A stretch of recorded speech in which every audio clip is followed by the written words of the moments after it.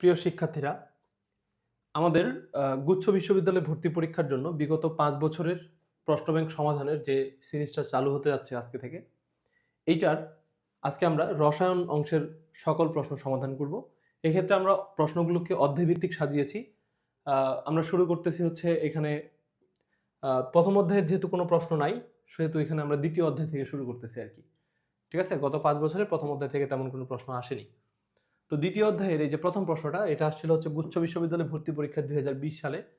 এই প্রশ্নটা এখানে কি জিজ্ঞাসা করছে দেখো, যে একটা লবণের দ্রবণে ব্যারিয়াম ক্লোরাইড যোগ করলে সাদা অধক্ষেপ পড়ে, যা আবার HCl এর সাথে কোনো দ্রবীভূত হয় না। লবণটি শিখা পরীক্ষায় সোনালী হলুদ বর্ণ প্রদর্শন করে। এখন দেখো, সোনালী হলুদ বর্ণ প্রদর্শন করে কথাটার মানে কি? আমরা হচ্ছে ওই শিখা পরীক্ষার যে থিওরিটা, এটা যদি একটু মূল বই থেকে দেখে আসি তাহলে দেখব যে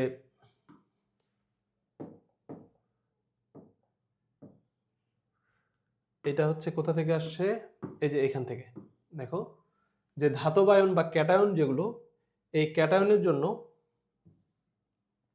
শিখা পরীক্ষার যে রেজাল্টগুলো, বইয়ের হাজারি স্যারের বইয়ের এই পেজটা, এখান থেকে প্রশ্নটা আসছে। এখানে দেখো বলা আছে হচ্ছে সোনালী আয়ন, এইটা হচ্ছে সোনালী হলুদ শিখা দেয়। তাহলে ওখানেও কিন্তু সোনালী হলুদ বর্ণের কথা বলছে, তার মানে আসলে পজিটিভ আয়নটা হচ্ছে সোনালী। তোমরা যেটা করবা, এই প্রশ্নটা সমাধান করতে আসলে এই পুরো টপিকটা, এখানে যা দেখতেছো সবগুলোই পড়ে ফেলবা। এবারে হয়তো এই আয়নটা থেকে প্রশ্ন আসছে, পরের বারে অন্য একটা আয়ন থেকে প্রশ্নটা আসতে পারে, এই জন্য তোমরা এখানকার সবগুলাই শিখে ফেলবা। ঠিক আছে? তাহলে এখানে সোনালী আয়ন কি করে, সোডিয়াম আয়ন সোনালী হলুদ শিখা প্রদর্শন করে। এরপরে তাহলে আমরা চলে যাই আরেকটা পার্ট যেটা আছে, তার জন্য যে থিওরি, সেটা হচ্ছে এই জায়গাটা। এটা কি বলতে চাচ্ছে এখানে? বলছে দেখো যে এই সালফেট আয়নের সাথে যদি বেরিয়াম নাইট্রেট যোগ করি, এখানে বেরিয়াম নাইট্রেটের পরিবর্তে আমাদের যে প্রশ্ন এখানে কি দিছে, বেরিয়াম ক্লোরাইড। বেরিয়াম ক্লোরাইড, তো বেরিয়াম নাইট্রেট কি করবে, এই সালফেটটা নাইট্রেটটাকে সরাই দিয়ে নিজে যাই বসবে, উৎপন্ন করবে বেরিয়াম সালফেট। তাহলে আমাদের যে প্রশ্নটা বলছে, ওখানকার বেরিয়াম ক্লোরাইডের ক্লোরাইডটাকে সরাই দিয়ে এই সালফেটটা আসে বসে যাবে, ফলে ওখানেও তৈরি হবে কি, বেরিয়াম সালফেট। এই বেরিয়াম সালফেটের সাথে যখন হাইড্রোক্লোরিক অ্যাসিডের বিক্রিয়া ঘটাবো, সেটা তখন অদ্রবণীয় থাকে। তাহলে অদ্রবণীয় হলে আমরা বলে দিতে পারি যে সেখানে কি, কোন আয়ন উপস্থিত, সালফেট আয়ন উপস্থিত। ঠিক আছে? চলো এবার আমরা মূল প্রশ্নটা দেখি।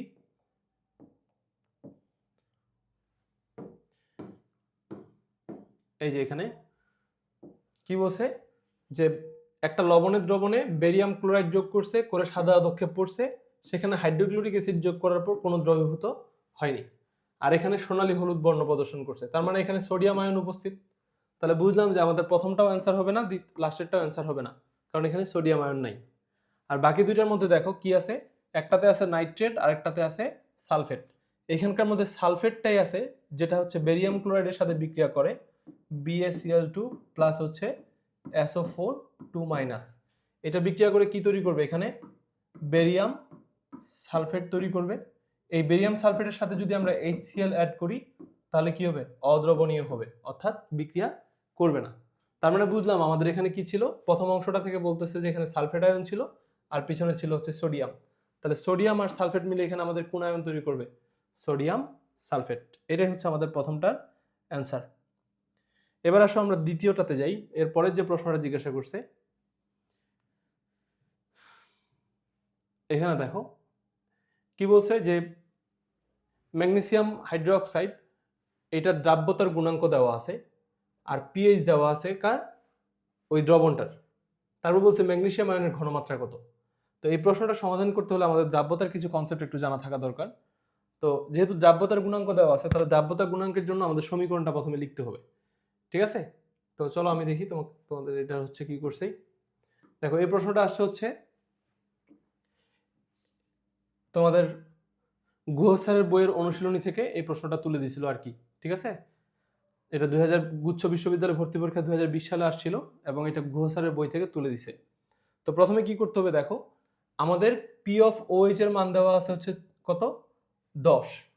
তাহলে 14 থেকে 10 বিয়োগ করলে আমরা কি পাই যাব, সরি, আমাদের pH এর মান দেওয়া আছে হচ্ছে 10, pH দেওয়া আছে 10, কিন্তু যেহেতু এটা আমাদের ক্ষারের দ্রবণ, ম্যাগনেসিয়াম হাইড্রোক্সাইড, এটা একটা ক্ষার, ঠিক আছে, কারণ ম্যাগনেসিয়াম এটা ধাতু, ধাতব হাইড্রোক্সাইডগুলো ক্ষার হয়। তাহলে ক্ষারের জন্য আমাদের কি দরকার? পি অফ ওএইচ দরকার। তাহলে পিএইচ যদি 10 হয় তাহলে পি অফ ওএইচ হবে 4। আচ্ছা, আবার যদি আমরা কোনো দ্রবণের পি অফ ওএইচ জানা যায়, সেখান থেকে আমরা তার ঘনমাত্রাটা, হাইড্রোক্সিল আয়নের ঘনমাত্রা বের করতে পারবো। সেটা সূত্রটা কি? সূত্রটা হচ্ছে 10 to the power minus p of OH. তাহলে এখানকার 4টা এখানে বসাই দিলাম, 10 টু দি পাওয়ার মাইনাস 4। তাহলে এটা কি? এটা হচ্ছে এই হাইড্রোক্সিল আয়নের ঘনমাত্রা। এখন দেখো, ম্যাগনেসিয়াম হাইড্রোক্সাইড যখন বিয়োজিত হবে তখন একটা ম্যাগনেসিয়াম আয়ন আর দুইটা হাইড্রোক্সিল আয়ন তৈরি করে।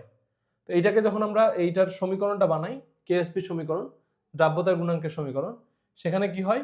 প্রথম আয়নটার ঘনমাত্রা ইন্টু দ্বিতীয় আয়নটার ঘনমাত্রা, আর এখানকার যে মোল সংখ্যাটা থাকে এটা এখানে পাওয়ার হয়ে যায়। এটাই তো দ্রাব্যতার গুণাঙ্কের সমীকরণ। এখন দেখো, এইটার ভিতরটার এই যে এটা আছে হাইড্রোক্সিল আয়ন, ওর ঘনমাত্রা কিন্তু আমরা এখানে বের করছি 10 টু দি পাওয়ার মাইনাস 4, ওইটা আমি এখানে বসাই দিলাম, আর তার উপর একটা স্কোয়ার তো ছিলই। আর আমাদের দ্রাব্যতার গুণাঙ্ক কিন্তু দেওয়া আছে 2 into 10 to the power minus 11। ঠিক আছে? আচ্ছা, এরপরে দেখো, তাহলে এখানে 10 টু দি পাওয়ার মাইনাস এটা বসাইলাম, এটা যদি 2টা পাওয়ারে গুণ করে দিই কত হয়ে যাবে? 10 টু দি পাওয়ার মাইনাস 8। আর এই পাশে আছে 2 into 10 to the power minus 11। আর আমাদের ম্যাগনেসিয়াম আয়নের ঘনমাত্রা বের করতে বলছে। তাহলে ম্যাগনেসিয়াম আয়নকে ফ্রি করলে এখানে কি হবে? এইটা এখানে গুণ ছিল, এই পাশে আসে ভাগ হয়ে যাবে। তাহলে উপরে 2 into 10 to the power minus 11, এখানে মাইনাস 8। তাহলে কাটাকাটি করলে কি থাকে? 10 টু দি পাওয়ার মাইনাস 3। এটাই হচ্ছে আমাদের এখানকার অ্যান্সার। ঠিক আছে?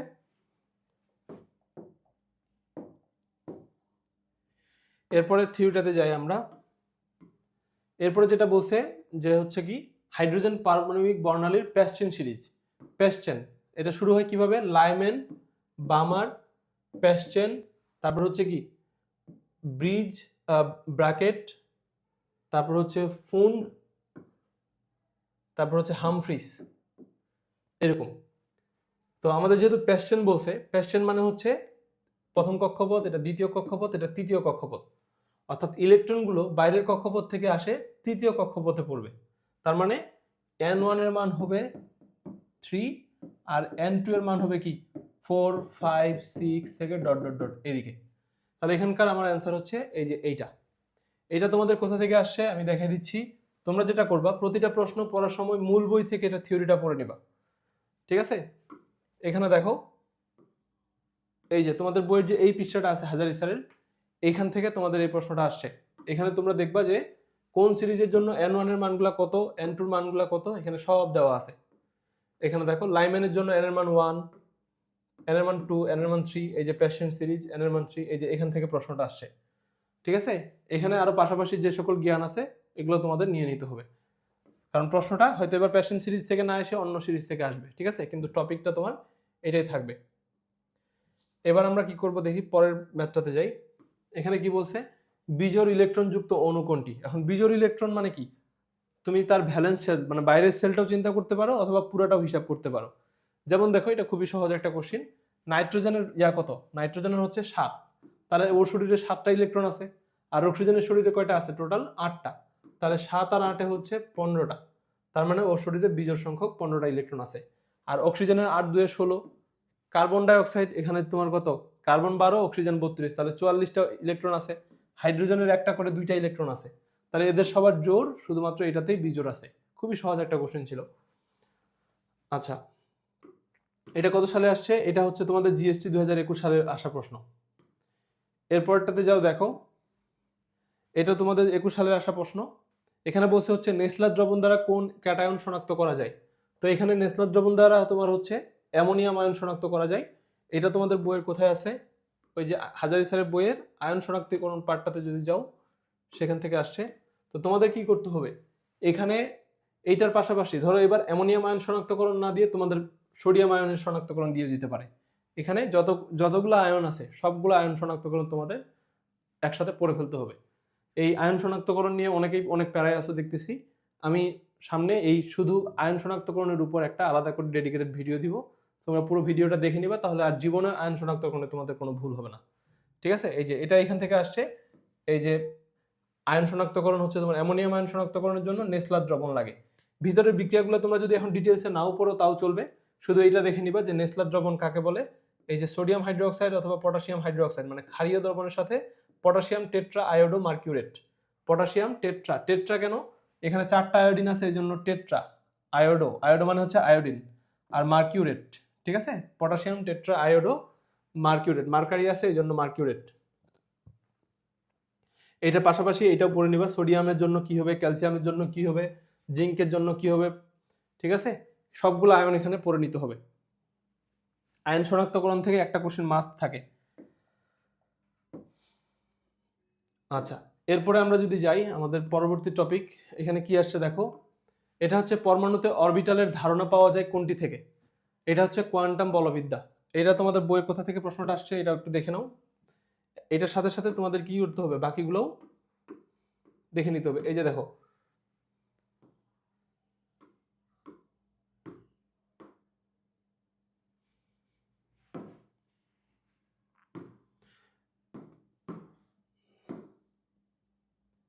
এখানে দেখো কি বলছে যে কোয়ান্টাম বলবিদ্যার পরমাণু মডেল, এখানে হচ্ছে কোনটা দিয়ে কোনটা আবিষ্কার হয়েছে, যেমন কোয়ান্টাম বলবিদ্যা পরমাণু মডেল বা আধুনিক পরমাণু মডেলের ভিত্তি হলো নিম্নোক্ত মতবাদ। এই মতবাদগুলোর মধ্যে দেখো, যেটা রাদারফোর্ডের পরমাণু মডেল থেকে নিউক্লিয়াসের অস্তিত্ব পাওয়া গেছে, তারপর নিলস বোরের পরমাণু মডেল থেকে ইলেকট্রনের স্থির কক্ষপথ তথা অরবিটের বা শক্তি স্তরের ধারণা পাওয়া গেছে। তারপর এভাবে কোনটা থেকে কোনটা পাওয়া গেছে তোমরা এই টপিকটা পুরোটাই পড়ে নিবা, ঠিক আছে। আমি শুধু দেখাই দিচ্ছি তোমাদের এটা কোথা থেকে আসছে। এখানে যদি একটু নিচে যাও, এই যে দেখো এখানে বলছে যে কোয়ান্টাম বলবিদ্যা আছে এইটা থেকে, এই যে ইলেকট্রনের সর্বাধিক অবস্থান, এই যে অরবিটালের শক্তিমাত্রা এবং ত্রিমাত্রিক আকৃতি, এই যে অরবিটালের কোয়ান্টাম সংখ্যা, এই জিনিসগুলো ধারণা পাওয়া গেছে কোথা থেকে, কোয়ান্টাম সংখ্যা থেকে। এটা আসছে তোমাদের হাজারি স্যারের বইয়ের একটা লাইন থেকে। এই যে কোয়ান্টাম 2.2.2 এই টপিকটার উপরে যে অংশটা আছে এটা পুরাটা তোমরা পড়ে নিবা, তাহলে কোন মতবাদ থেকে কোনটার ধারণা পাওয়া গেছে এটা তোমাদের জানা হয়ে যাবে। এরপরে আসো হচ্ছে পরের কোশ্চেনটা, এখানে বলছে হচ্ছে কি এমআরআই প্রযুক্তিতে কোন বর্ণালীমিতি পদ্ধতি প্রয়োগ করা হয়। আচ্ছা, এমআরআই ঘটনাটার এখানে কিভাবে ঘটে এটা দেখে আসি চলো। এটা আসছে কোথা থেকে, এই যে তোমাদের বইয়ের এখানে দেখো রেডিও ওয়েভসের যে পার্টটা আছে, এখানে দেখো এখানে বলছে হচ্ছে এনএমআর পরমাণু, অর্থাৎ যাদের শরীরে বিজোড় সংখ্যক প্রোটন বা নিউট্রন থাকে, যেমন ধরো কার্বন 13 মানে কি, এখানে কার্বনের প্রোটন হচ্ছে 6, তার মানে ওখানে মানে নিউট্রন আছে কয়টা, 7টা, 7 6 13, এই যে 7টা বিজোড় সংখ্যক নিউট্রন আছে, বিজোড় সংখ্যক প্রোটন বা নিউট্রন থাকলে তাদেরকে বলা হয় এনএমআর পরমাণু। এদের একটা ম্যাগনেটিক মোমেন্ট থাকে, ম্যাগনেটিক মোমেন্ট মানে তারা ম্যাগনেটের প্রতি সাড়া দেয়, ঠিক আছে। তো এখানে দেখো যদি আমরা রেডিও ওয়েভ প্রয়োগ করে, এখানে যদি রেডিও ওয়েভ প্রয়োগ করে এমআরআই ম্যাগনেটিক অনুরণন ইমেজ পরীক্ষা পদ্ধতি আবিষ্কৃত হয়েছে, তাহলে এখান থেকে প্রশ্নটা আসছে যে এমআরআই পরমাণুর এই এমআরআই থিওরিটা ব্যবহার করে, সরি তোমার হচ্ছে এনএমআর পরমাণুকে ব্যবহার করে এমআরআই আবিষ্কার হয়েছে। এখান থেকে প্রশ্নটা আসছে, এটা তোমরা পুরোটা পড়ে নিবা। সাথে সাথে যেটা করতে হবে তোমাদের, এইটার পাশাপাশি বাকি যতগুলা এখানে আছে এই সবগুলা পড়ে ফেলতে হবে। যেমন হচ্ছে এই যে এখানে কোনটা কোন অঞ্চল, তাদের পরিসরগুলো কত, এটা কোনটা কোন কাজে লাগে, তারপরে হচ্ছে এই যে এই ইউভি রশ্মির কোনটা অঞ্চল কোনখানে লাগে, এটা হচ্ছে তোমার যেমন এই প্রশ্নটা তো কোনটা বলো দেখি, মেবি এখানকার জীবাণুনাশকের কাজে এটা, এটা হচ্ছে মেডিকেলে এবার মানে তোমাদের 25 সালে আসছে পরীক্ষায়, 24 সাল বা 25 সাল এরকম আসছে আর কি। তো এখানকার সবগুলো ইম্পর্টেন্ট, কোনটা বডি আয়ার, কোনটা তোমাদের জৈব যৌগের কার্যকারী মূলক শনাক্তকরণে ইউজ হয়, এখানকার পুরো পাতাটাই তোমাদের পড়ে ফেলতে হবে, কোনটা শক্তি বেশি কোনটা শক্তি কম, এই জায়গাগুলো থেকে একটা প্রশ্ন আসেই।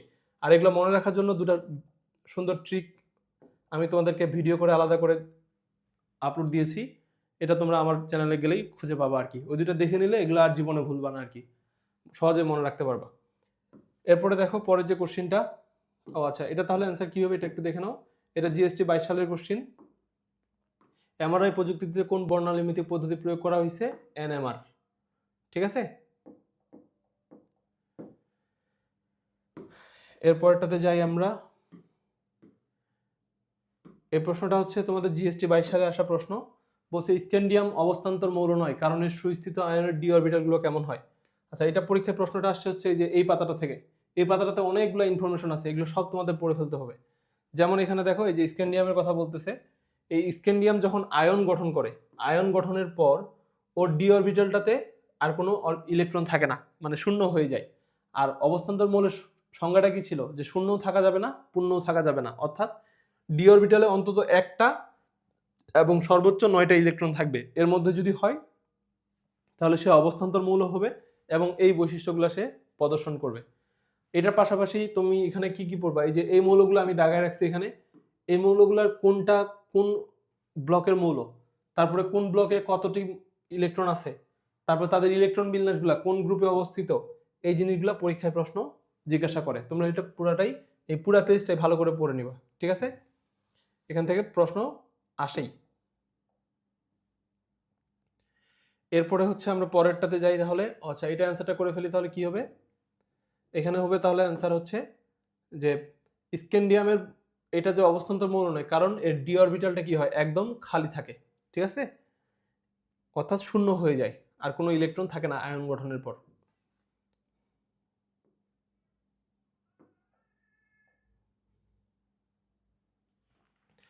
আচ্ছা, আমরা যদি পরের কোশ্চেনটাতে যাই, এখানে কি জিজ্ঞাসা করছে, বলছে হচ্ছে কি যে হিলিয়ামের প্রথম ও দ্বিতীয় শক্তি স্তরের পার্থক্য কত। আচ্ছা, এমনিতে তোমার এই কোশ্চেনটা দেখে মনে হইতে পারে যে এটা একটা মুখস্থ প্রশ্ন, মানে ম্যাথ, কিন্তু এটা আসলে একটা মুখস্থ প্রশ্ন। কিভাবে মুখস্থ প্রশ্ন আমি দেখাচ্ছি তোমাদের। প্রথম ও দ্বিতীয়, আচ্ছা হিলিয়ামের কথা বলছে, তো হিলিয়ামের ক্ষেত্রে তোমার এখানে কত, যে প্রতিটা কক্ষপথের ক্ষেত্রে সূত্রটা হচ্ছে -13.6 ইলেকট্রোভোল্ট, আর এখানে হচ্ছে জেড স্কোয়ার, মানে হচ্ছে কি হিলিয়ামের ক্ষেত্রে জেড এর মান কত, জেড এর মান হচ্ছে 2, আর এখানে এন স্কোয়ার মানে হচ্ছে তার যে কক্ষপথটার কথা বলতেছে। তো এখন তুমি যখন পার্থক্য বের করবা তাহলে E2 - E1 বের করবা, ঠিক আছে? এখন দুইজনকার জন্য সূত্রটা কি হবে, -13.6 ইন্টু এইটা বিয়োগ এইটা, ঠিক আছে, দ্বিতীয় কক্ষপথ বিয়োগ প্রথম কক্ষপথ। তাহলে দ্বিতীয় কক্ষপথে এখানে তুমি যদি মানটা বসাও 2, এখানেও 2, 2 2 4, এটা কাটাকাটি করে 1 হয়ে যাচ্ছে, আর এখানে 2 2 4, আর এখানে 1, তাহলে এখানে 1, এখানে হচ্ছে তোমার কত 4, তাহলে 4 থেকে 1 গেলে কত -3, -3 আর সামনের মাইনাস, তাহলে মাইনাস মাইনাসে প্লাস হয়ে গেল, আর 13.6 ইন্টু 8 3, তাহলে 13 3 39, আর এখানকার 0.6 এর সাথে যদি 6 গুণ করো তাহলে কত হবে, 6 3 18, তাহলে 18, কিন্তু একটা ঘরের আগে এখানে দশমিক ছিল এই জন্য 1.8, তাহলে যোগ করলে কত হবে 4 40.8, ঠিক আছে? এটাই হচ্ছে এখানকার অ্যান্সার। এটা এখানে সুন্দর করে সলভ করে দেওয়া আছে, তোমরা এটা দেখবা। এটা দিয়ে কিন্তু তোমার প্রশ্ন প্রায় প্রতি বছরই আসে, ঠিক আছে? এটা ভালো করে পড়ে নিবা থিওরিটা সহ, যে দুইটা কক্ষপথের পার্থক্য নিয়ে এই জেড এর সূত্রটা ব্যবহার করতে হবে আর কি। আচ্ছা, তারপরে যাও, এখানে প্রশ্ন কি বলছে, এখানে বলছে হচ্ছে অ্যালুমিনিয়ামের এই যে 3p1 এর জন্য তোমার কোয়ান্টাম সংখ্যা কি হয়। এখানকার প্রথম যে মানটা থাকে এটা হচ্ছে 3, এটা হচ্ছে n এর মান 3, আর এই যে p আছে, p এর জন্য মানগুলো কি হয়, s p d f, s এর মান হচ্ছে 0, p এর মান হচ্ছে 1, d এর মান হচ্ছে 2, f এর মান হচ্ছে 3। তাহলে এখানে p যেহেতু আছে, তাহলে আমাদের l এর মান হচ্ছে p ইকুয়াল টু হচ্ছে কত হবে 1, ঠিক আছে? আর m এর মান কি হয়, m এর মান হচ্ছে -l থেকে +l পর্যন্ত, ঠিক আছে, -l থেকে +l পর্যন্ত। তাহলে এখানে আমরা যে কোনো একটা মান নিতে পারবো, -1 থেকে +1 পর্যন্ত। তাহলে এখানে অ্যান্সার কোনটা, এই যে প্রথমটা মিলতেছে আমাদের।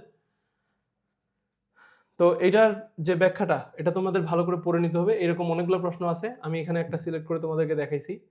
এরকম একটা ছক আছে তোমাদের বইয়ে দেখবা, এই ছকটা ভালো করে পড়ে নিলে হয়ে যায়।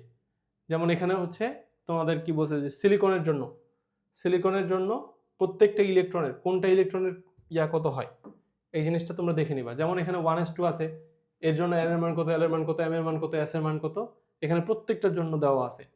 এই জায়গাটা থেকে তোমাদের প্রশ্ন আসে, এটা ভালো করে পড়ে ফেলতে হবে, ঠিক আছে?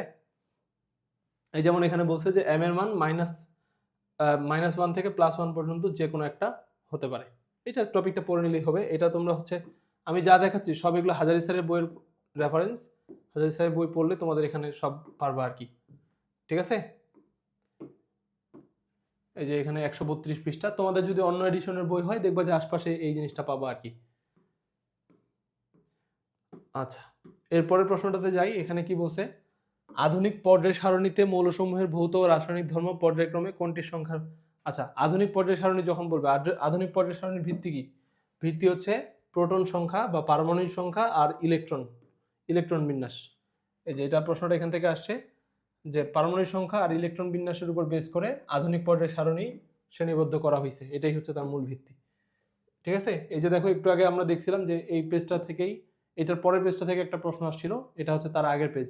এই পেজটাতেও বেশ কিছু ইনফরমেশন আছে, যেমন পি ব্লকে কয়টা মৌল আছে, কোনটা পি ব্লকের মৌল, কোনটা এস ব্লকের মৌল, এখান থেকে প্রশ্ন আসে। এই জায়গাটা তোমাদের ভালো করে পড়ে নিতে হবে, কেমন? তো চলো আমরা হচ্ছে পরের টাইপটাতে যাই। এখানে কি জিজ্ঞাসা করছে যে কোনটা অসম্ভব। কোনটা অসম্ভব এটা কেমনে বুঝবো? দেখো এখানে কি দিছে, 3F দিছে। 3F কথাটার মানে কি? 3 মানে হচ্ছে তোমার n এর মান যদি 3 হয়, এরপরে যেটা থাকে তোমার হচ্ছে l, l এর মান হচ্ছে 3 চাইতে 1 কম হয়, তাহলে হচ্ছে তোমার 0, l এর মান হবে 0 1 2 এই পর্যন্ত হবে, 1 কম। তাহলে 0 মানে হচ্ছে s, 1 মানে হচ্ছে p আর 2 মানে হচ্ছে d। তার মানে 3 এর সাথে সর্বোচ্চ d সম্ভব, f সম্ভব না। একটু আগে যে টপিকটা নিয়ে আলোচনা করলাম ওইটা ভালো করে পড়লে এই প্রশ্নটা তোমাদের পারা সম্ভব। ঠিক আছে, এটা আসছে কত সালে? এটা আসছে আমাদের জিএসটি 2023 সালে। দেখো একই টপিকের প্রশ্ন, এই জায়গাটা ভালো করে বুঝে বুঝে পড়লেই আমাদের সব হয়ে যাবে। তো এটা দেখো, এটা থিওরিটা এখানে দেওয়া আছে তোমার, যে কোনটা এই প্রবলেমটা যদি সমস্যাটা সমাধান করো বইয়ের 130 পৃষ্ঠার, এই যে 2.17, যে কোনটার সাথে কোনটা সম্ভব কোনটা সম্ভব না, এটা সমাধান করলে তোমাদের হয়ে যাবে। আচ্ছা, এরপরের টপিকটাতে যাই। এখানে কি জিজ্ঞাসা করছে দেখো, বলছে হচ্ছে হাইড্রোজেন পরমাণু লাইম্যান সিরিজের চতুর্থ শক্তি স্তর থেকে আগত ইলেকট্রনের বিকৃত শক্তির তরঙ্গ সংখ্যা কত? এই মানটা দেখে তোমাদের একটু মনে হইতে পারে যে এটা তো ক্যালকুলেটর ছাড়া সম্ভব না, তাই না? তো চলো দেখি আমরা একটু ট্রাই করি এটা ক্যালকুলেটর ছাড়া করা সম্ভব কিনা। এইরকম প্রশ্ন তোমরা ঢাকা বিশ্ববিদ্যালয়ের বিভিন্ন প্রশ্নে পাবা, এরকম অনেক প্রশ্নই আসছে। তো এইটা হচ্ছে কি, যখন তোমার কোন সিরিজের কথা বলছে এবার, তরঙ্গ সংখ্যা বলছে লাইম্যান। আচ্ছা, হাইড্রোজেনের জন্য যেহেতু বলছে, আমাদের এমনিতে সূত্র কোনটা? আমাদের সূত্র হচ্ছে এই তরঙ্গ সংখ্যার সূত্র হলো গিয়ে এই যে এটা হচ্ছে আমাদের সূত্র, যেখানে আর এর মান হচ্ছে কত, এই মানটা তোমাদের মুখস্থ রাখতে হবে। তো দেখো নিউ বার সমান কত, আর এইচ এর মান হচ্ছে 1.09678 ইন্টু, এখন বলছে কার বেলায়, লাইম্যান সিরিজের চতুর্থ শক্তি স্তর থেকে আগত। আচ্ছা, লাইম্যান মানে হচ্ছে কি, আসে পড়বে কোথায়, 1 বাই, লাইম্যান মানে 1 নম্বরে, তাহলে 1/1, ঠিক আছে। আর এখানে কি হবে, মাইনাস চতুর্থ বলছে, তাহলে মানে n2 মান হচ্ছে 4, তাহলে 4 এর উপর স্কয়ার, তাহলে এখানে কি দাঁড়াইলো, এখানে হচ্ছে 4 4 16 আর এখানে হচ্ছে 1, তাহলে 1 মাইনাস 1/16 ইন্টু হচ্ছে 1.09678।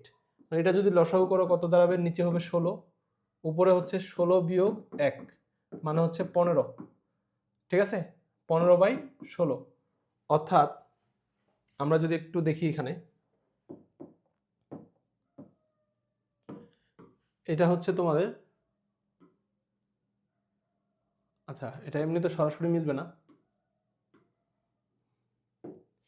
তো এরকম হইলো আমাদের এই যে 1.09678 ইন্টু 10⁻7, ওরা এখানে একটা দশমিক পরে লিখছে আর কি, সমস্যা নাই, একই মান। আমরা বললাম হচ্ছে এরকম 1.09678 ইন্টু, এখানে উপরে 15 নিচে হচ্ছে 16, ব্যাপারটা বুঝো এখন। এখানে এটা হচ্ছে কত ছিল, ইন্টু 10⁻,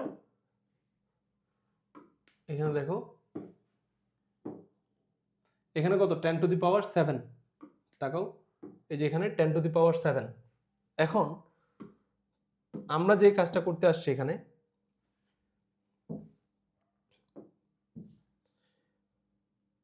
অপশনগুলো দেখে তোমাদের জন্য করলে আরো ভালো হবে, একটু নিচে নামাই।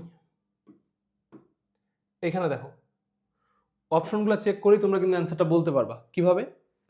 আমাদের যেটা পড়লাম মুখস্থ করলাম সেটা হচ্ছে মানটা এরকম 1.09678, আমি এটা আবার মিশাই, আবার লিখতেছি।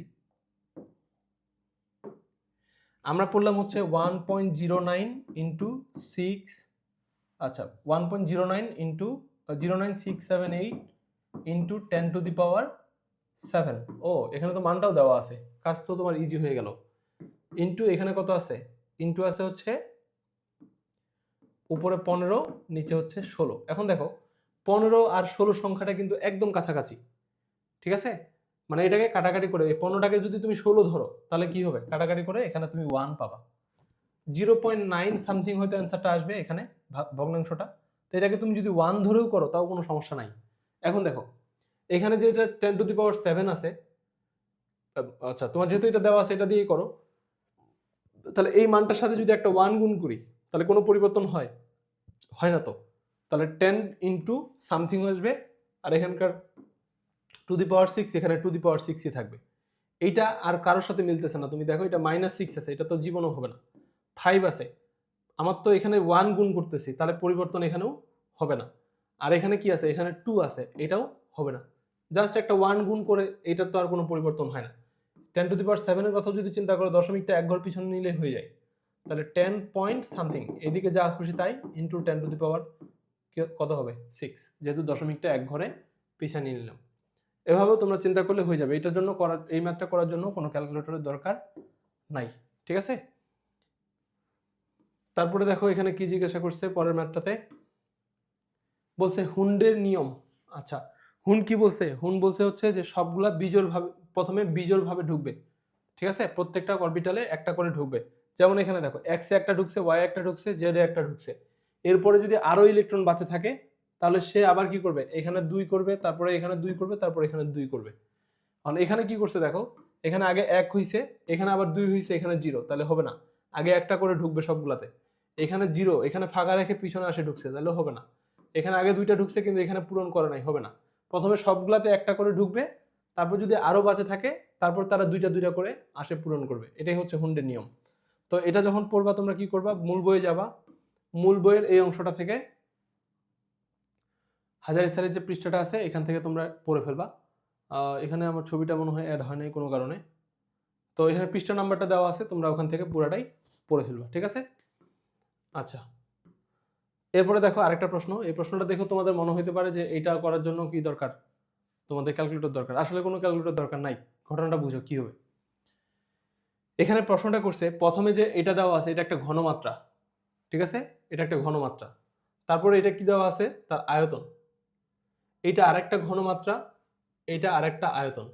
এখন এই যে আয়রনটা দেখতেছো, এটা হচ্ছে একটা দুর্বল ক্ষার, ঠিক আছে? আর এইটা হচ্ছে একটা সবল ক্ষার, ওকে? তো এখন এই দুজনকে যখন মিশাবো তাহলে কি হবে, এখানে এই ফেরিক হাইড্রোক্সাইড নামে একটা জিনিস তৈরি হবে। এটার আয়নিক গুণফল কত হবে এটা বের করতে বলছে। এখন আয়নিক গুণফল জিনিসটা কিন্তু এখানে তোমার কমন আয়ন ইফেক্ট যে আছে, অর্থাৎ এই Fe3+ যেটা লিখছে এখানে, Fe3+ বলতে এখানে ছিল মনে করো FeOH3 এরকম। Fe তো 3+ একা থাকে না, তার সাথে ফেরিক হাইড্রোক্সাইড থাকে। তো ফেরিক হাইড্রোক্সাইডের সাথে যখন তুমি সোডিয়াম হাইড্রোক্সাইড যোগ করবা, এখানেও হাইড্রোক্সাইড আছে, এখানেও হাইড্রোক্সাইড আছে, তাহলে এখানে কি হবে, একটা কমন আয়ন ইফেক্ট তৈরি হবে। দুই জায়গায় যদি হাইড্রোক্সাইড থাকে, এক্ষেত্রে যেটা তোমার কি স্বল্প দ্রবণীয়, যেটা তোমার স্বল্প দ্রবণীয় আয়ন, তার দ্রাব্যতা কমে যায়। এখন দ্রাব্যতা কমে গেলেও দ্রাব্যতা গুণফলের কোনো পরিবর্তন হয় না। এটা আমি তোমাদের বইয়ের থিওরিটা একটু দেখাই, তাহলে বুঝবা এটা কোথা থেকে কোশ্চেনটা হয়েছে। এই যে দেখো এখানে কি বলছে, বলছে হচ্ছে যদি এমন হয় সম আয়ন বিশিষ্ট দুটি তড়িৎ বিশ্লেষ্য পদার্থ একই দ্রবণে দ্রবীভূত থাকে, এই ক্ষেত্রে কি, এই ক্ষেত্রে ফেরিক হাইড্রোক্সাইড আর হচ্ছে সোডিয়াম হাইড্রোক্সাইড, দুইজনের বিয়োজন মাত্রা তথা দ্রাব্যতা সাধারণত হ্রাস পায়, দ্রাব্যতা হ্রাস পায়। তবে যেটা মৃদু তড়িৎ বিশ্লেষ্য, আমাদের ক্ষেত্রে এখানে ফেরিক হাইড্রোক্সাইড, তার বিয়োজন মাত্রা বা দ্রাব্যতা যথেষ্ট কমে যায়, ঠিক আছে? কিন্তু মৃদু তড়িৎ বিশ্লেষ্য যৌগটির দ্রাব্যতা গুণফল KSP একটা স্থির সংখ্যা, এটা অপরিবর্তিত থাকে। তার মানে দ্রাব্যতা গুণফলের কোনো পরিবর্তন হয় না, কিন্তু দ্রাব্যতা কমে যায়। অর্থাৎ এটা যদি আমরা একটু দেখি,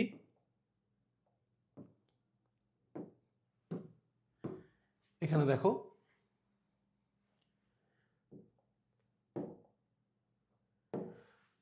তাহলে এইটা যেহেতু দুর্বল, এর দ্রাব্যতা কমে যাবে। এমনিতে দুইজনকারই কমবে, কিন্তু এরটা বেশি কমবে, দ্রাব্যতা কমবে, কিন্তু আয়নিক গুণফলের কোনো পরিবর্তন বা দ্রাব্যতা গুণফলের কোনো পরিবর্তন হবে না। ঠিক আছে, তাহলে এইটার জন্য তোমার কোনো কি দরকার নাই, ক্যালকুলেটরের দরকার নাই। এরপরে যাও,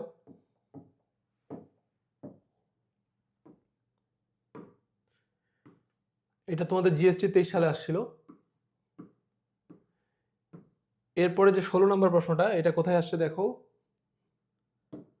এটা হচ্ছে তোমাদের জিএসটি এ 2024 সালের প্রশ্ন। এটা দিনাজপুর বোর্ডের একটা প্রশ্ন এখানে তুলে দিছে, তো সলভ করি। বলছে কোন মৌলটিতে সর্বোচ্চ সংখ্যক অযুগ্ম ইলেকট্রন আছে? এটা হচ্ছে ক্রোমিয়াম। কেন ক্রোমিয়াম, এটা যদি দেখে ফেলো,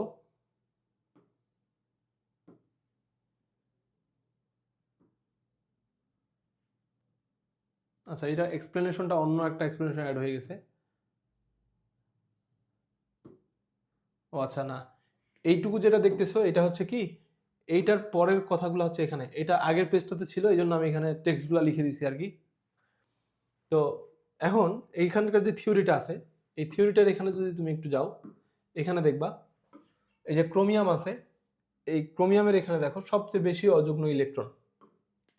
এখানে দেখো এতগুলা অযুগ্ম ইলেকট্রন আর কোথাও নাই। তাহলে এই টপিকটা তোমাদের ভালো করে দেখে নেবা, কার শরীরে কয়টা অযুগ্ম ইলেকট্রন থাকে। ক্রোমিয়াম হচ্ছে তোমার একটা ব্যতিক্রম ইলেকট্রন বিন্যাস দেয়। ঠিক আছে, এই যে 3d5 4s1, এখানে 4s2 থেকে পরে একটা ইলেকট্রন 3d5 এ চলে যায়। এই ব্যতিক্রম ইলেকট্রন বিন্যাসটার কারণে ক্রোমিয়ামে সর্বোচ্চ সংখ্যক বিজোড় ইলেকট্রন পাওয়া যায়। ঠিক আছে, এই ক্রোমিয়াম আর কপার এই দুটাতে হচ্ছে তোমার কি থাকে, কি বলে ওটাকে জানো, যে ব্যতিক্রম ইলেকট্রন বিন্যাস দেখা যায়। এর মধ্যে ক্রোমিয়ামে বিজোড় ইলেকট্রন সবচেয়ে বেশি থাকে। আচ্ছা এরপরে তোমাদের যে প্রশ্নটা আসছে এটা কি,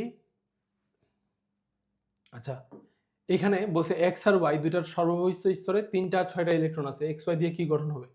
এখন 3টা সর্ববহিষ্ঠ ইলেকট্রনে কার থাকে? অ্যালুমিনিয়ামের থাকে। আর 6টা কার থাকে? অক্সিজেনের থাকে।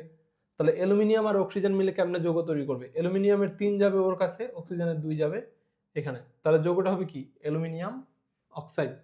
ঠিক আছে, অ্যালুমিনিয়াম 2টা, অক্সিজেন 3টা, তাহলে এটা হচ্ছে কোন যৌগ? এই যে X2Y3। এটা হচ্ছে গুচ্ছ বিশ্ববিদ্যালয়ে 2020 সালের আসা প্রশ্ন। অর্থাৎ আমাদের দ্বিতীয় অধ্যায়ের যতগুলো প্রশ্ন আসছে এই কয় বছরে সবগুলো আমাদের দেখা হয়ে গেছে, আমরা এখন তৃতীয় অধ্যায়ে ঢুকে পড়ছি। এখানে বলছে সর্বাধিক তড়িৎ ঋণাত্মকতা কার? সর্বাধিক তড়িৎ ঋণাত্মকতার জন্য যে থিওরিটা, এটা তোমরা কি করবা, এখানে এসে পুরো থিওরিটা পড়ে ফেলবা। কার সর্বাধিক তড়িৎ ঋণাত্মকতা? এখানে সবচেয়ে বেশি তড়িৎ ঋণাত্মকতা হচ্ছে ফ্লোরিনের। ঠিক আছে, ফ্লোরিন, তারপর ক্লোরিন, তারপর ব্রোমিন, তারপর আয়োডিন, এই পাশ দিয়ে গেলে এইভাবে। আর এগুলো মনে রাখার একটা সুন্দর নিয়ম আছে, দেখো এটা 1, তারপরে 1.5, তারপর 2, 2.5, 3, 3.5, 4, তার মানে এই পাশে হাফ হাফ করে বাড়ছে এই 2 নম্বর লাইনটাতে। আর এখানে এক্সট্রা করে তোমরা কার কারটা মনে রাখতে পারো, হাইড্রোজেনেরটা পড়বে হচ্ছে 2.1, আর এখানে হচ্ছে ফসফরাস দেখো তারটাও 2.1, তারপরে এখানে সালফারেরটা 2.5, আয়োডিনেরও 2.5, কার্বনেরও 2.5। তো এগুলা তোমরা হচ্ছে এই যে হাইড্রোজেন আর ফসফার পিএইচ মনে রাখবা, এটা হচ্ছে 2.1, আর সিএসআই এটা হচ্ছে 2.5। আর এভাবে ক্রমটা দিয়েও মনে রাখা যায়। আর এখানে সবচেয়ে বেশি তড়িৎ ঋণাত্মকতা কার? ফ্লোরিনের। এই পুরো জায়গাটা পড়ে নিলে তোমাদের এখান থেকে সবগুলা অ্যান্সার করতে পারবা।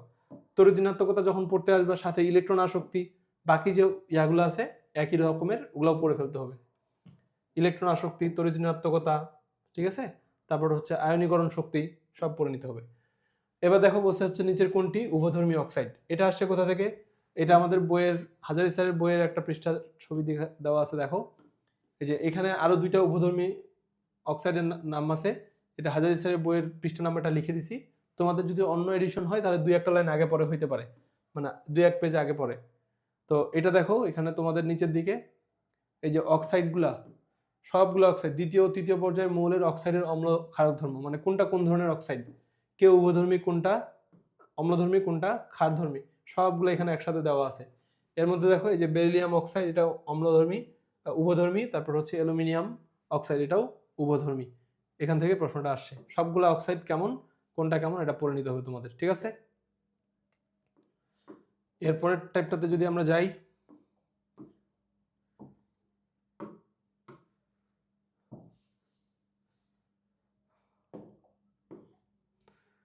আচ্ছা এরপরে কি জিজ্ঞাসা করছে দেখো, যে হাইড্রোজেন সালফাইডের এখানে বন্ধন কোণগুলা কত। বন্ধন কোণগুলা তোমার এখানে অনেকগুলো আছে, এর মধ্যে এইটা আসছে হচ্ছে এই যে এই জায়গা থেকে।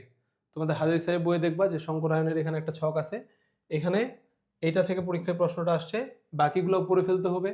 এদের তড়িৎ-ঋণাত্মকতার পার্থক্যগুলো দেখতে হবে, নিঃসঙ্গ জোড় ইলেকট্রন কয়টা আছে, বন্ধন জোড় ইলেকট্রন কয়টা আছে, তাদের সংকরণগুলো কেমন, তাদের আকৃতিগুলো কেমন, এখান থেকে যে কোনো একটা প্রশ্ন চলে আসতে পারে, ঠিক আছে।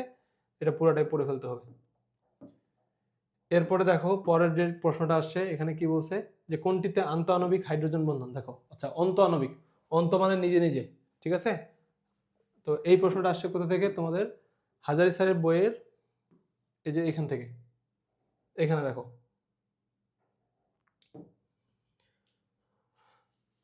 তো এখানে ঘটনাটা কি, ঘটনাটা হচ্ছে এই অর্থনাইট্রোফেনল আর প্যারানাইট্রোফেনল, এই জায়গা থেকে অর্থনাইট্রোফেনলে অন্তঃআণবিক হাইড্রোজেন বন্ধন থাকে, আর প্যারানাইট্রোফেনলে কি হয়, আন্তঃআণবিক, ঠিক আছে। এই জায়গা থেকে প্রশ্ন আসছে। এটার পাশাপাশি তোমরা কি করবা, এখানে আরো কয়েকটা আছে, এই যে কোথায় ডাইমার গঠন হয় ফেনলের, অন্তঃআণবিক আন্তঃআণবিক, এই যে নাইট্রোফেনল গুলাতে, তারপর বেঞ্জাইল ডিহাইড গুলাতে, এখান থেকে প্রশ্নটা তোমার আসে, যে এটা ডাইমার যে তৈরি হয়, ঠিক আছে। তারপর কোনটাতে হাইড্রোজেন বন্ধন তৈরি হয়, কোনটাতে তৈরি হয় না, এই জায়গাটা থেকেও প্রশ্ন আসে। তো এই পুরো টপিকটা তোমাদের খুব ভালো করে পড়ে ফেলতে হবে, ঠিক আছে। আচ্ছা, তো এটার ব্যাখ্যাটা আমি যদি তোমাদের একটু দেখাই যে কেন এরকম হয়। দেখো এখানে এই অক্সিজেন OH এটাতে আছে না, এটাকে যদি আমরা 1 নাম্বার কার্বন ধরি, তার পাশের যে কার্বনটা আছে এটা হচ্ছে 2 নাম্বার কার্বন, ঠিক আছে। তো এই 2 নাম্বার কার্বন মানে হচ্ছে, তারপরে এটা 3 নাম্বার, এটা 4 নাম্বার, এটা 5 নাম্বার, ঠিক আছে। তাহলে যদি 1 নাম্বার আর 2 নাম্বার কার্বনে এই OH আর NO2টা যুক্ত থাকে, তারা খুব কাছাকাছি থাকে, ফলে এখানকার হাইড্রোজেন আর অক্সিজেনের মধ্যে বন্ধন হইতে পারে, ঠিক আছে। কিন্তু যদি প্যারা পজিশনে থাকে, মানে 4 নাম্বার পজিশনে থাকে, তাহলে কি ঘটনা ঘটবে, এখানে যদি থাকে OH আর এখানে যদি থাকে NO2, তাহলে এরা অনেক দূরে থাকবে, এত দূরে এখানে হাইড্রোজেন বন্ধন হতে পারবে না। ফলে এখানে পাশে আরেকটা অণুর সাথে এখানে এই পাশাপাশি তোমার কি হবে, দুইটা ভিন্ন পরমাণুর মধ্যে হাইড্রোজেন বন্ধনটা হবে, একই পরমাণুর মধ্যে হইতে পারবে না। এই জন্য এই যে প্যারা নাইট্রোফেনল তথা 1 2 3 4 4 নাইট্রোফেনলের মধ্যে কি হয় না, অন্তঃআণবিক হাইড্রোজেন বন্ধন হয় না, আন্তঃআণবিক হাইড্রোজেন বন্ধন হয়, ঠিক আছে। এটা হচ্ছে তোমাদের এই হাইড্রোজেন বন্ধনের যে টপিকটা, এটা পুরো টপিকটা পড়ে ফেলতে হবে, এখান থেকে প্রশ্ন আসে, ঠিক আছে। এরপরের প্রশ্ন দেখো, এখানে কি বলছে যে বরফের মধ্যে কি কি বন্ধন থাকে। তো বরফের মধ্যে কি থাকে, পানি, পানির মধ্যে কি থাকে, হাইড্রোজেন বন্ধন থাকে। এই যে এখানে দেখো পানির মধ্যে OH এর মধ্যে হাইড্রোজেন বন্ধন থাকে, আবার একই অণুর মধ্যে কি হয়, এখানে সমযোজী বন্ধনও থাকে। তাহলে পানির অণুতে সমযোজী বন্ধন আর হাইড্রোজেন বন্ধন দুইটাই থাকে। এটাও আসছে তোমাদের হাজারি স্যারের যে বই আছে, এটার পুরো জায়গাটা ভালো করে পড়ে নিতে হবে। এই যে এখানে আমি থিওরিটা লিখে দিছি, এটা একটু তোমরা দেখে নিতে পারো, পড়ে নিতে পারো, ওকে। তো এখানকার অ্যান্সার হবে তাহলে কি, সমযোজী আর হচ্ছে হাইড্রোজেন, ঠিক আছে। একই পানির অণুর মধ্যে হচ্ছে তোমার সমযোজী বন্ধন থাকে, আর দুইটা ভিন্ন জনের মধ্যে কি হয়, তোমার হাইড্রোজেন বন্ধন থাকে।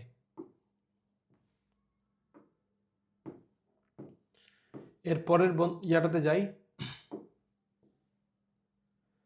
এখানে কি জিজ্ঞাসা করছে, নিচের কোনগুলো অপধাতু। এখানে তোমাদের বইয়ে অনেকগুলো অপধাতুর নাম আছে, হাজারি স্যারের বইয়ে গেলে দেখবা যে এখানে দেখো এই যে এখানে কোনটা অপধাতু, তারপর টোটাল কতগুলো মৌল আছে, কোনটা অধাতু, কোনটা তরল, কোনটা কঠিন, এই জায়গাগুলো সব, তারপর কয়টা অপধাতু, এই যে বি SiGe AS SbTe, এই যে এগুলা সব ইনফরমেশন এখান থেকে পড়ে নিতে হবে। তারপরে এই যে এগুলার কোনটা থোরিয়া সেরিয়া, এগুলা কোন কাজে ইউজ হয়, গাড়ির হেডলাইট, জাহাজ ও রেলগাড়ির সার্চ লাইট তৈরিতে ইউজ হয়। তারপর ঘনত্ব কার বেশি কার কম, এই ইনফরমেশনগুলো তোমাদের পড়ে নিতে হবে একই পেজ থেকে, ঠিক আছে। এটা হাজারি স্যারের বই থেকে, এই যে 300 পৃষ্ঠায় আছে, তোমাদের বইয়ে হয়তো একটু আগে পরে থাকতে পারে। আমরা এর পরের থিওরিটাতে চলে যাই। সরি, কি বলছে এরপরে দেখি। আচ্ছা, এটার বন্ধন কোণ কত? এই বন্ধন কোণগুলো কোথা থেকে আসে? আমাদের যে সংকরায়নের টপিকটা আছে এখানে গেলেই তোমরা পেয়ে যাবে, যে এই পেজটা থেকে। এখানে প্রতি বছর একটা না একটা প্রশ্ন থাকেই, তোমাদের বেলায়ও থাকবে। এখানে কোনটার কোন ধরনের সংকরায়ন, ঠিক আছে, এই যে কার কোন ধরনের সংকরায়ন, সংকরায়নের পরে বন্ধন কোণগুলোর মান কত, তাদের আণবিক গঠন কত, কয়টা নিঃসঙ্গ জোড় ইলেকট্রন থাকে, এগুলো সব হচ্ছে এই সূত্রটা দিয়ে তোমরা বের করতে পারবা। এই থিওরিটা তোমরা পুরোটাই ভালো করে পড়ে নিবা, ঠিক আছে।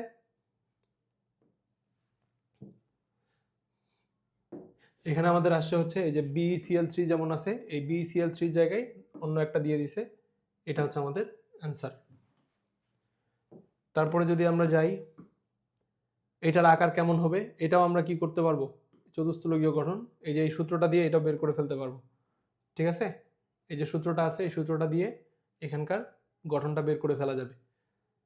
এটা কেমনে করে দেখো, যে যদি হাইব্রিডাইজ মানে এইচ এর মান যদি 2 আসে তাহলে sp সংকরণ, 3 আসলে এরকম, 4 আসলে এরকম, এগুলো তোমাদের পড়ে ফেলতে হবে কোনটার গঠন কেমন হয়, ঠিক আছে। আর এই সূত্রটাতে কি কি লাগে, সূত্রটাতে লাগে হচ্ছে তোমার